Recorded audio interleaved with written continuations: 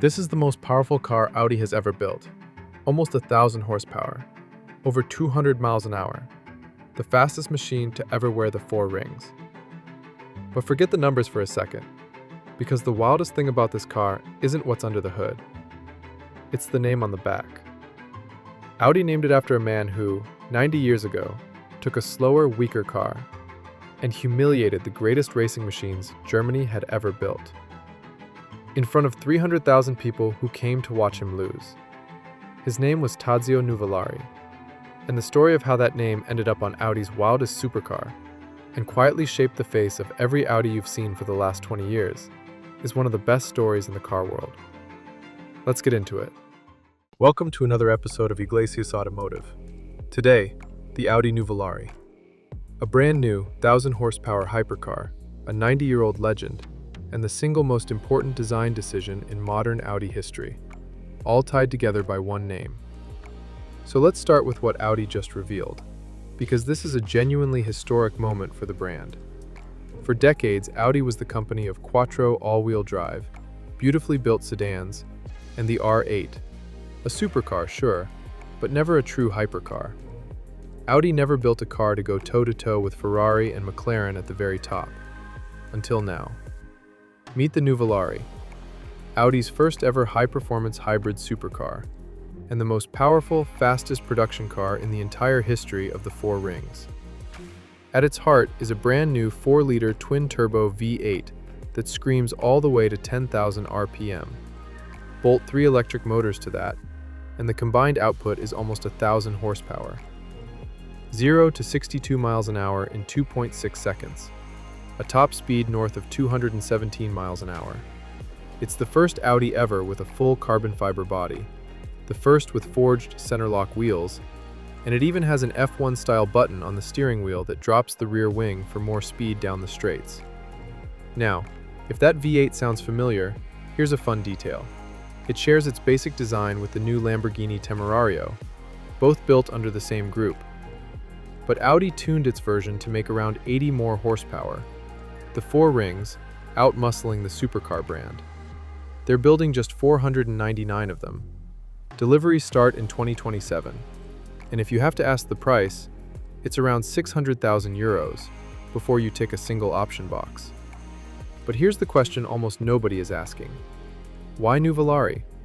Why would Audi, a German company, name its proudest, most powerful car ever after an Italian? To answer that, we have to go back 90 years. Tazio Nuvolari was, by many accounts, the greatest racing driver who ever lived. Small, fearless, and completely impossible to beat on his day. And his greatest day came on the 28th of July, 1935, the German Grand Prix, at the Nürburgring. This was supposed to be a coronation. Germany had poured a fortune into two racing teams, Mercedes-Benz and a company called Auto Union. Their cars were called the Silver Arrows, and they were the most advanced, most powerful machines on the planet, around 375 horsepower each. Nuvolari showed up in an old, outdated Italian Alfa Romeo with barely 265. On paper, he had no chance. 300,000 Germans packed the circuit, expecting to watch their Silver Arrows crush the little Italian. It did not go to plan. Nuvolari drove the race of his life. When his pit stop went wrong, a broken fuel pump cost him over 2 minutes. He came out sixth, seemingly beaten. And then he simply refused to lose. Lap after lap, he reeled the Germans back in. On the final lap, the leading Mercedes shredded its tires, and Nuvolari swept past to win. The crowd went silent.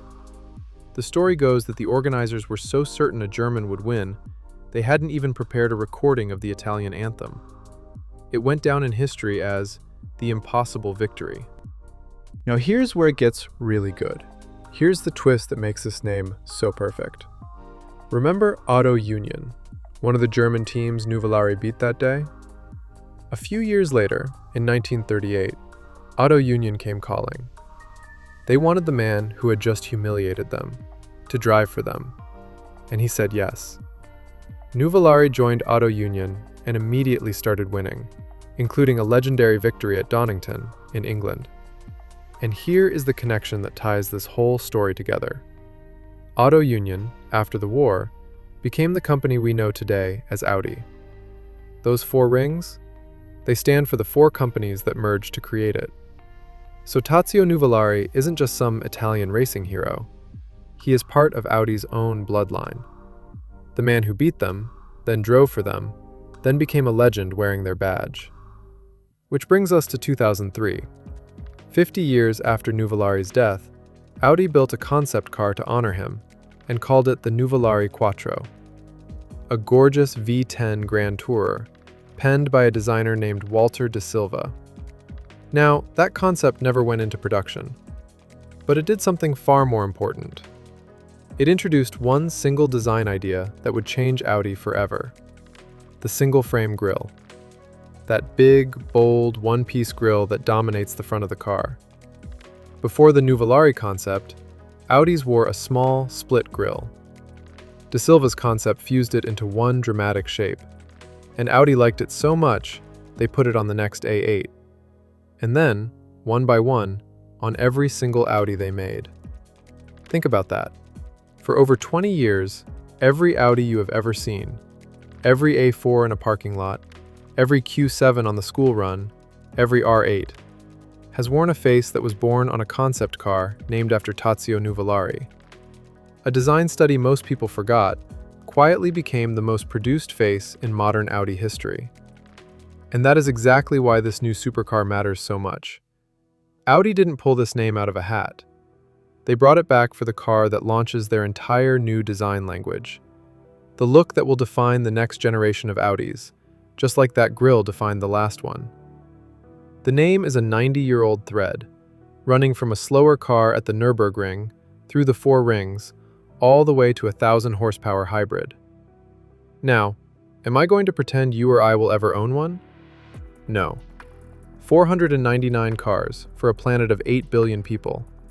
Most of them will probably end up tucked away in collections. That's the one slightly bittersweet part of a car this alive. But honestly, I love that this exists. In a moment when so much of the car world is going quiet and electric and the same, Audi built a screaming 10,000 RPM, almost 1,000 horsepower love letter to its own history. And they named it after the underdog who proved that the driver, the heart, the will, can beat raw power any day of the week. That's not just a supercar. That's a brand remembering who it is. If you made it all the way to the end, thank you. Genuinely. This is the Car Report, real stories from the world of cars. If you want more, hit subscribe and turn on the bell. Catch you on the next one.